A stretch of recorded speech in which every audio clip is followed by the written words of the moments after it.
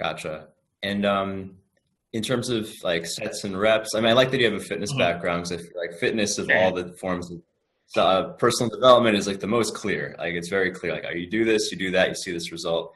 Do you have any like? It sounds like there's probably many different sets, reps, ways people Um, go about it. Is there any way you recommend for beginners? yeah. Well, when you're starting off, you definitely want to test yourself. Again, the first few sessions, you're trying to establish a baseline more than anything else. You're not trying to break records. I recommend testing yourself out, starting with about 40, anywhere between 40 to 100 reps maximum.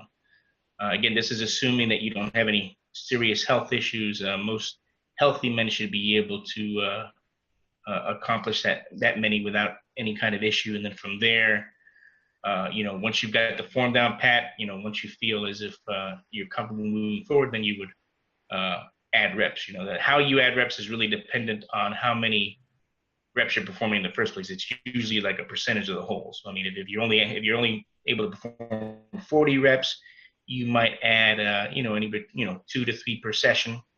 Build that way. I mean, if you're capable of 500 reps, you'd probably add 25 reps per session. So it really is all relative to Is that a level people usually get to, or doing 500 that many at a Oh, time? you got some guys that'll do thousands of reps. Some of these guys they get to the point to where they're not only counting the reps, but timing them as well. So you're trying to figure out how many reps you're performing uh, for how many minutes. It gives you an idea of how efficient your training is too.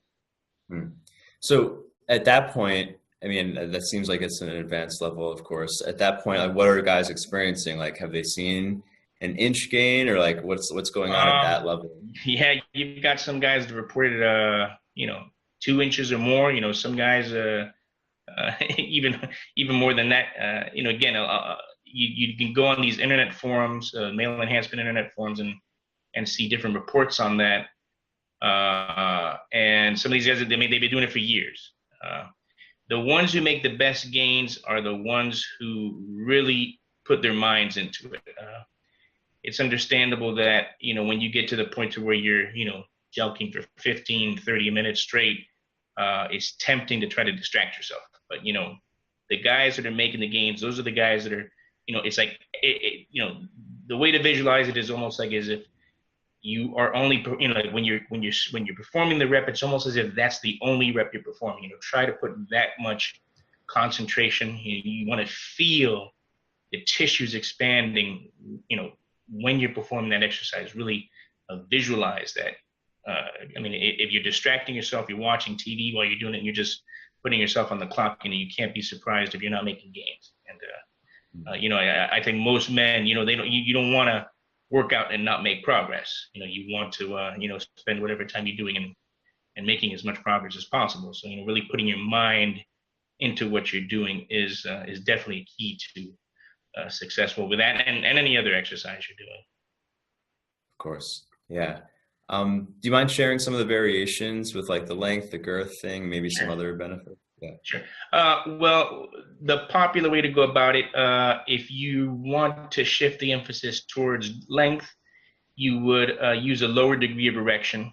Uh, I recommend when you start off, use about 70%. 70% erect is usually considered the threshold uh, of hardness for successful penetration. I mean, it's still bendy, it's not rock hard, but it's just hard enough to perhaps penetrate. So if you're talking about going for length, you want to downshift that to say 50% or so.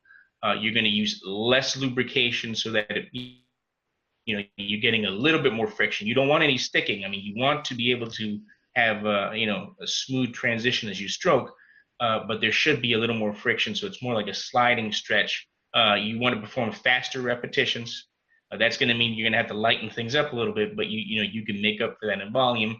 Uh, Also, if you're targeting length, it's a good idea to attempt to stroke, with your penis pointing downwards. That'll really help you target that suspensory ligament.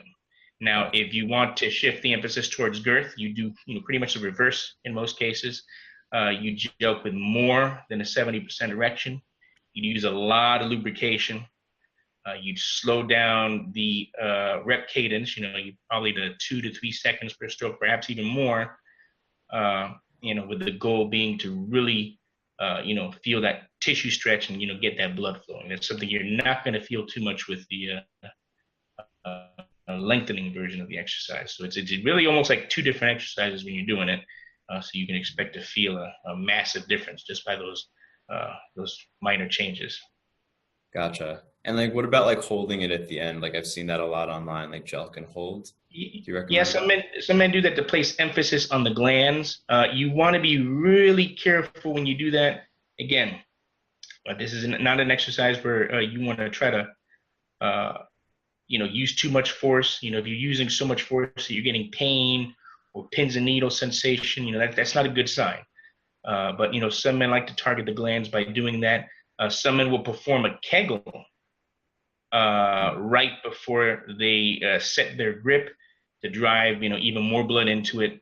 Again, there's also variations. Some guys will chop it up, like they'll perform their stroke, and then right before they hit the glands, they loosen the grip a little bit, Kegel to get that last little bit of blood in, and then drive more blood into the glands. And that's Hmm. you know there's variations where you only use a partial stroke to stroke towards the glands to get that mushroom shape that some guys like. So that's again, there's so many different things that you can do uh, to target that. Some men like to perform it stroking upwards. They feel that pulls the penis. Like I've heard it described that they're pulling the penis out by the root. That's another way of targeting things, because you're not only attempting to stretch the suspensory ligament, you should be also focusing on stretching the shaft itself. That's an element that's often neglected with training, and sometimes stroking upwards can allow you to target that. Hmm. Are there any risks involved with this exercise? Yeah, like anything else, there's definitely risk.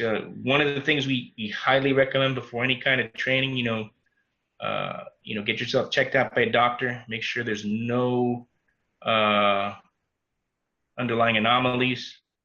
If you're healthy, you're approved to train. Again, ease into it. You want to train almost as if it hurt to train. Just really light strokes. Get that form down pat. Get the feel down pat. Even if it takes you a few sessions to do it, it's much better to err on the side of caution than to overdo things and hurt yourself. But yeah, like anything else, there's definitely risk. If you use too much force, some get bruises. I imagine you can cause yourself extreme injury if you really try to force things too hard. So you really, really want to err on the side of caution when it comes to this exercise. How often do you recommend people train? Well, if you're starting off, a good workout frequency is about 3 times a week. You would do that for a couple of weeks, and then you'd raise it to 4 times a week. That's a good solid training frequency for a lot of guys.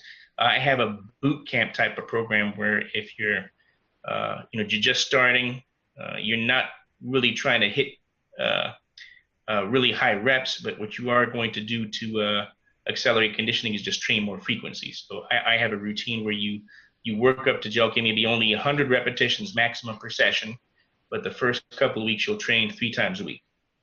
The next 2 weeks after that, you'll train 4 times a week.